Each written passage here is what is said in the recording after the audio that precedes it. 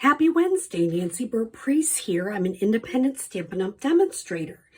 And I wanted to focus today on some of the beautiful designer series paper we have. If you're in your new catalog, which the cover should look like this, May 2021 to April 2022.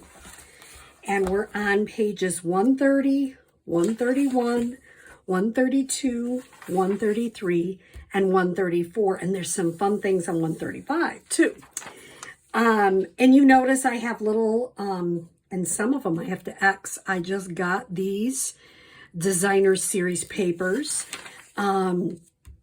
I love designer series paper, and I'll tell you why. And I have some of these. Oh, and I have that one too. Because sometimes you can make some quick and easy cards that are really beautiful. And you can use a sentiment stamp set and your DSP, and you're ready to go.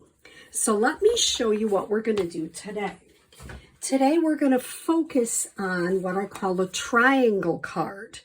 I saw this on Pinterest. Lynn Dunn, I think she's Stamptastic Designs, showed this, and I really love it. It's easy to do, and it's great to use designer series paper. So this one I cased from Lynn. I used the hand-penned petals. I think it's called hand-penned petals. See, now I got to look at my paper again and see what the name of it is. Hand-penned designer series paper. And the beautiful thing is, this is the front and that is the back. So they mesh together, and they use the new soft succulent and the pale papaya. Plus, this is the new pale papaya ribbon. So basically I'll show you in a minute, because we're going to make one together. She cut it a certain way, which I'll show you. I mounted it. And then this is a fun thing. Basically, this is this punch, and I punched it once out of the soft succulent, to put it this way, and this is the white. I popped it up, and I just kind of tied the ribbon across, kind of around my hand a couple of times, and just put it back there. Very simple. The saying is from Dragonfly Garden. So I just thought that was such an easy, pretty card, nice and springy. The next one I wanted to use is this paper, which is the Expressions in Ink. Oh, we're going to do more with this because this is gorgeous. But I just picked, once again, this is the front and the back. I'll show you how I did this, and I'll show you how I put it on, but I just popped up. This is from Stitch So Sweetly. Now, this stamp set is going out, and it will be out in June. So if you like Happy Thoughts, which I think is so great, it has lots of cute sayings, and it is going to be retiring June 4th. So if I were you, I would order it, because it's a really fun, nice, happy birthday, thinking of you, thank you. This one just wanted to send some happy thoughts your way. Just a great all-around stamp set. So that's where I got this. This is some of the loose flower flourishes, and I just popped it up and put it, I didn't pop it up, sorry. I put it on with a glue dot. And isn't that pretty? Simple and just easy to do. So let me show you how we make these cards. So this is Coastal Cabana, and this is some of the Coastal Cabana designer series paper. First thing is all my card bases are 5.5 by 8.5, scored at 4 1/4 today. Actually, that is incorrect. This one is 4.5, 4 1/4 by 11, scored at 5.5. So this one opens that way. Oops, I guess that one does too. And then this one opens this way, which is 5.5 by 8.5, scored at 4 1/4. And then this piece of designer series paper is 3 3/4 by 5. I took a piece 3 3/4 by 5 of white, and I went ahead and embossed it with the textured, what's it called? Painted Texture 3D embossing folder. Looks like that. it looks like paint, which I think is really neat. So that'll be ready. This is going to be my background, and I'll use that in a minute. And I went ahead and used the painted labels and the Peaceful Moments stamp set to pre-stamp my saying, which I'll put on there. So let me get out my paper trimmer and show you how we're going to do this. I'm going to kind of have it to the side. So this is your scoring blade, the lighter one. The darker one is your cutting blade. And what I'm going to do is put this in so both points are right in that cutting track. See how they're both in that cutting track? And I'm going to shut it very carefully and go ahead and cut it. Now, I'm going to keep the pieces together, and I'm going to put the opposite two in the cutting track. And it's important to kind of line them up as close as you can. This is the hardest part of the whole card. Okay, get that one in, get that one in. And I do that all the time. Then you're just ready to put it down and it comes out. Now you have 4 pieces. I'm going to move my paper trimmer out of the way. So you have 2 pieces that go like this and 2 pieces that fit in like here.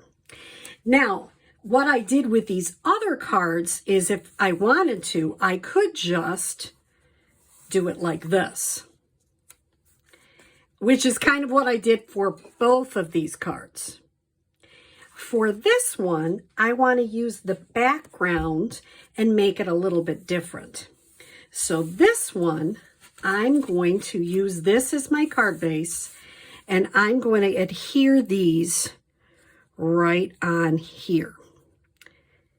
Now, if I were you, the first one, I tried to eyeball it, and I just trimmed around the edges. That was tricky, and I didn't do such a great job if you really look in the corners.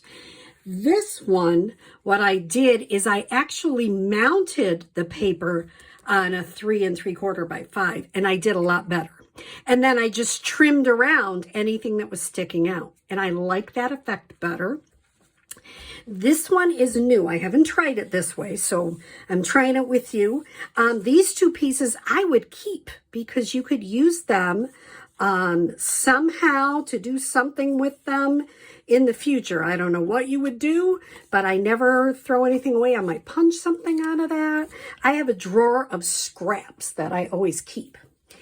Now, what I would do is use your liquid glue, and I'll tell you why. Because if you use your other adhesive, it doesn't move as well, and you have problems sometimes. Once you put it in place and it's not in the right spot. This gives me a little bit of wiggle room. So I'm going to put this on here. Like that.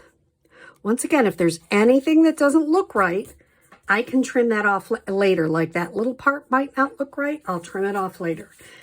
Same thing with this.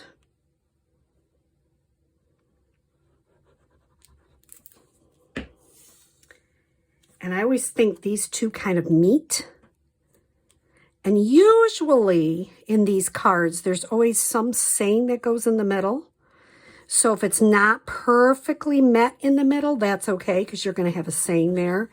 And this time I'm going to pop this up. So let's say I don't like this and I say, oh, I just need to trim it just a smidge, or I've got a little bit there. I can either take it like this one, turn it over and trim it. Or if I go, oh, that's just a little off there, I'll bring back my paper trimmer and I will just, I know that this is 5 inches, just put it a smidge over. I don't know if the word smidge is a real thing, but I make it up. Just a teeny tiny bit. Trim it off. Okay, do I like that? Yeah, that looks a little bit, see how little piece I took off? I have to get it out with my fingernails or my paper trimmer. Snips. Okay. So see how that just kind of made it look a little bit better. Then I would adhere that on the front. I would probably pop this up and put some gems.